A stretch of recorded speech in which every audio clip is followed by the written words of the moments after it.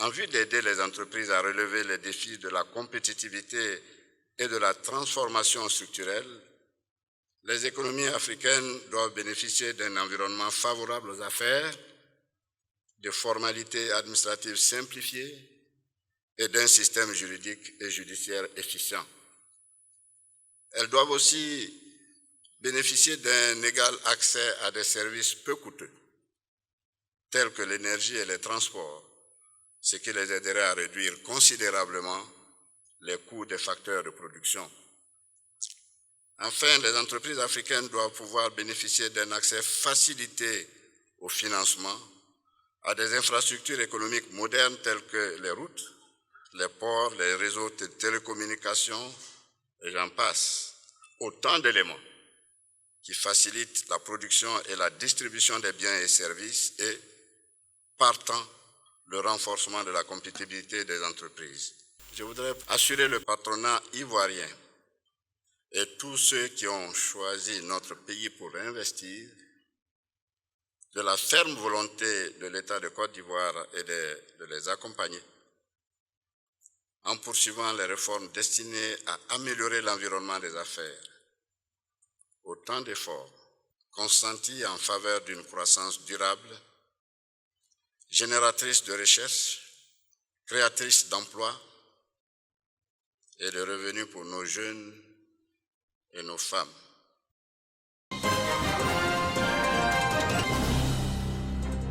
C'est le foyer des jeunes de Bongouanou qui a accueilli cette session ordinaire du Conseil régional du Moronou. Une session qui a été essentiellement consacrée à la mise en place des différentes commissions permanentes, le comité économique, social, environnemental régional et l'adoption des règlements intérieurs. La nouvelle équipe du Conseil régional conduite par Véronique Aka veut aller vite pour améliorer les conditions de vie des populations par la mise en œuvre des projets de développement. On fera de notre mieux, il faut donner la volonté. Si on est déterminé, qu'on donne la volonté, je pense qu'on va y arriver. Et tout ne peut pas se faire du jour au lendemain. Mais ensemble, nous pouvons aller plus loin. Véronique Aka s'est réjouie de la mobilisation des populations qui traduit clairement qu'elles ont véritablement soif de développement. Elle a profité de l'occasion pour rassurer les jeunes qu'ils ne seront pas oubliés dans les projets de développement, tout en leur demandant de mettre fin à l'orpaillage qui est en train de détruire la région. Nous sommes là pour les encadrer. Ce n'est pas l'encadrement qui va manquer, mais maintenant il faut qu'ils aient la volonté de vouloir se faire former, de vouloir apprendre à faire quelque chose. Avec le PGDEC, je pense qu'on peut avancer, mais on ne s'arrête pas seulement sur le PGDEC. On ne s'appuie pas sur seulement l'État. Ensemble, on va voir ce qu'on peut faire pour eux, mais ça dépendra aussi d'eux. Président de cette cérémonie, le préfet des régions du Moronou, Okoma Jeannette, a félicité la nouvelle équipe du Conseil avant d'exhorter la présidente à entretenir la cohésion au sein de l'institution pour faciliter la mise en œuvre des différents projets de développement qui seront élaborés.